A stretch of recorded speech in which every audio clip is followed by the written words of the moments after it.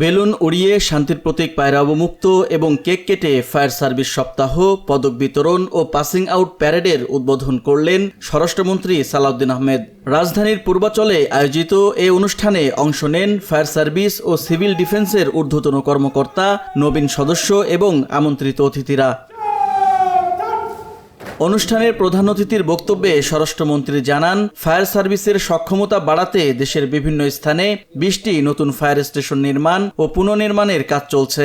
একই সঙ্গে জরুরি সেবা সম্প্রসারণে যুক্ত হচ্ছে 100টি নতুন অ্যাম্বুলেন্স। আমরা ফায়ার সার্ভিসের সক্ষমতা ও সামর্থ্য বৃদ্ধিতে জোর দিচ্ছি। ইতিমধ্যে 20টি ফায়ার স্টেশন নির্মাণ ও পুনর্নির্মাণের প্রকল্প বাস্তবায়নের কাজ চলমান রয়েছে।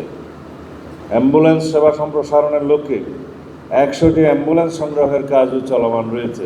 মন্ত্রী বলেন, যে কোনো দুর্যোগ ও দুর্ঘটনায় জীবনের ঝুঁকি নিয়ে কাজ করে মানুষের আস্থা অর্জন করছে ফায়ার সার্ভিস। বাহিনীর সদস্য সংখ্যা 30,000-এ উন্নীত করার পরিকল্পনাও সরকারের বিবেচনায় রয়েছে।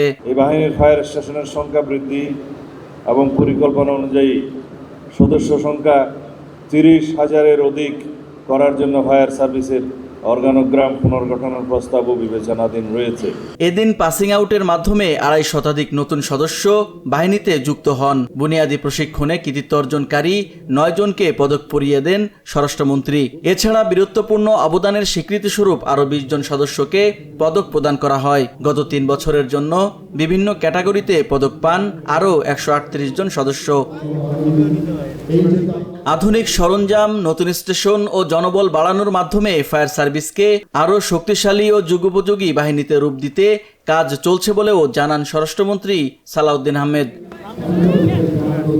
মুজাহিদুল ইসলাম, ভিওডি বাংলা, ঢাকা।